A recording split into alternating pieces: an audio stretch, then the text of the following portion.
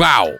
Okay, so I've seen a lot of Lovecraft films, and I don't think I've quite seen one like this.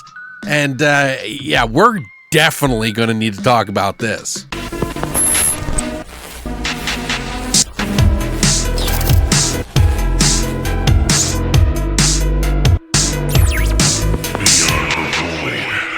What's up, guys, and welcome back to Beyond the Void. My name is Alex, and today, man, am I excited to talk to you about Chad Farron's Unspeakable, Beyond the Wall of Sleep.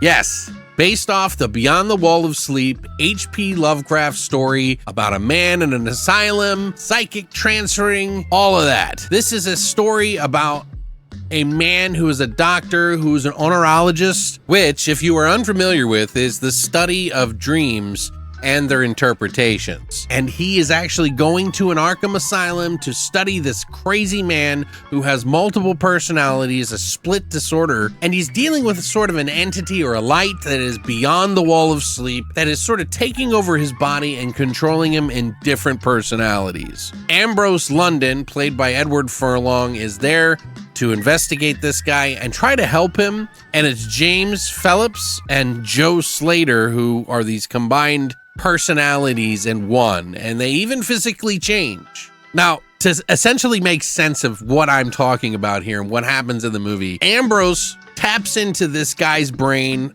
with a machine that he has, and by doing so, he peers beyond the wall of sleep, which is another world that is basically an existence that is all of its own, and it sort of leaks into the world, infecting it.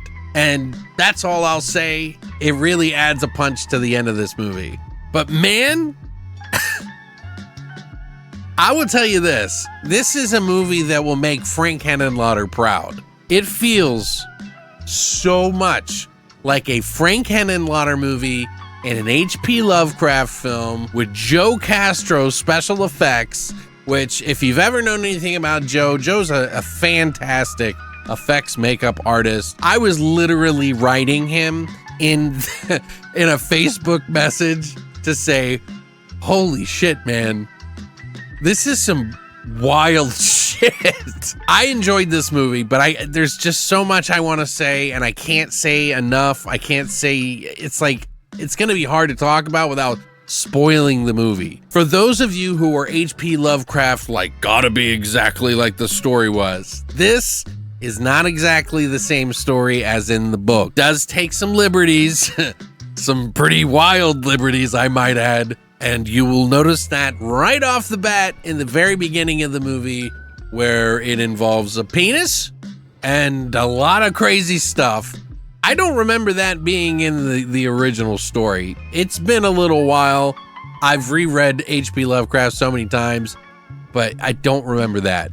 I'm sorry, I'm laughing because it's just, this movie is fucking bananas, guys. Chad Farron has done other projects. He also did the old ones, the deep ones. He's done Exorcist at 10,000 feet. You know, there's always sort of a kind of a mixture of like subtle humor or over-the-top humor with gore and crazy ideas all shoved into one. Whether you love him or hate him, Chad's pushing the boundaries, and in this particular film, I think it even had a lesser budget than his other more recent H.P. Lovecraft films, and somehow this surpasses them in the entertainment value. First, I was kind of like, okay, Edward Furlong's back, which he plays Ambrose, having a hard time kind of swallowing that pill. You know, I grew up, I loved Edward Furlong as a kid. I thought he was the coolest, luckiest kid to be involved in so many amazing movies. I mean, even up to Brain Scan and Terminator 2. I mean, that's a fucking cream dream, man. So I have kind of behind the scenes,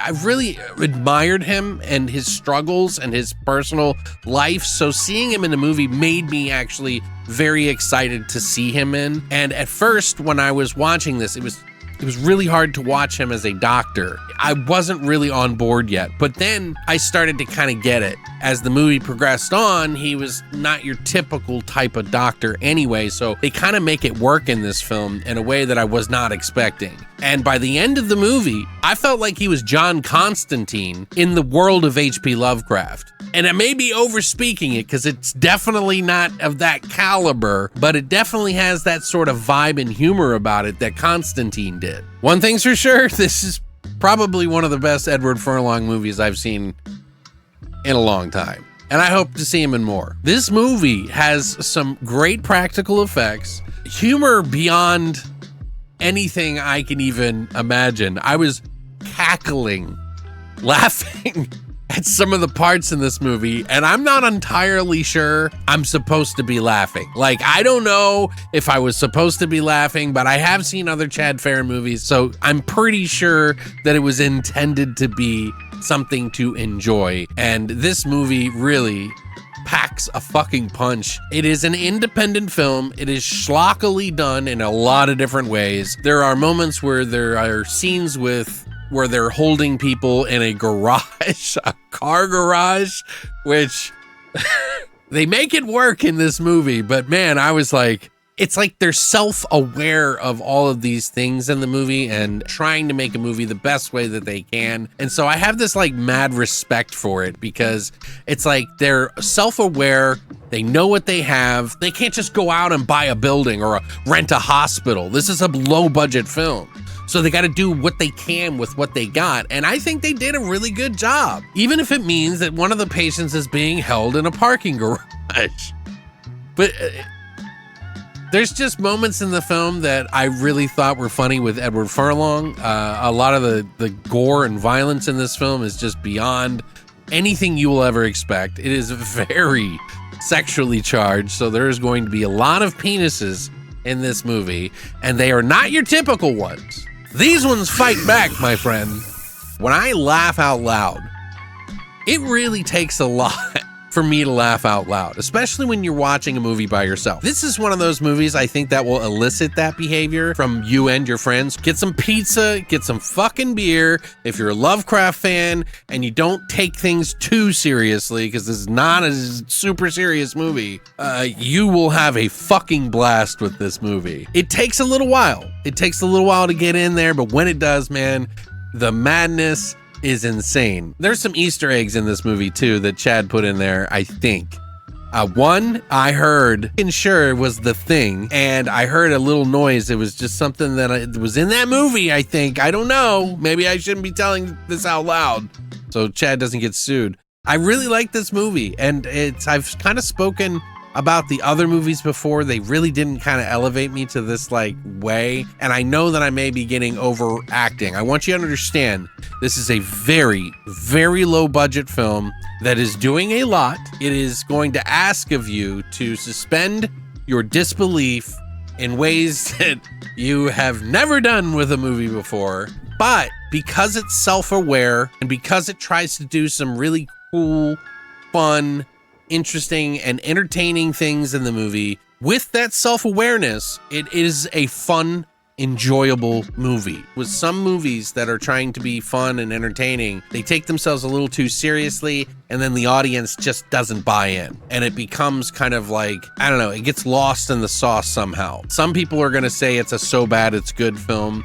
There are moments in here that are like that, but there's also moments in the film where I kind of got elated because I love that vibe of when the world's falling apart and everyone's going crazy, and they kind of try to mimic that with the budget that they have in this movie. Like by the end of the movie, it kind of felt like I was watching In the Mouth of Madness again, but like Chad Farren's version or something. Honestly, I don't know what else I need to say. I think you should watch this movie, but just keep your expectations low and understand if you are like allergic to creativity, a small budget, and just entertainment, then don't watch this movie. But if you have an idea of how it is to make a movie and not have the budget to be able to do something as big of an idea as this movie is, and you don't mind penises,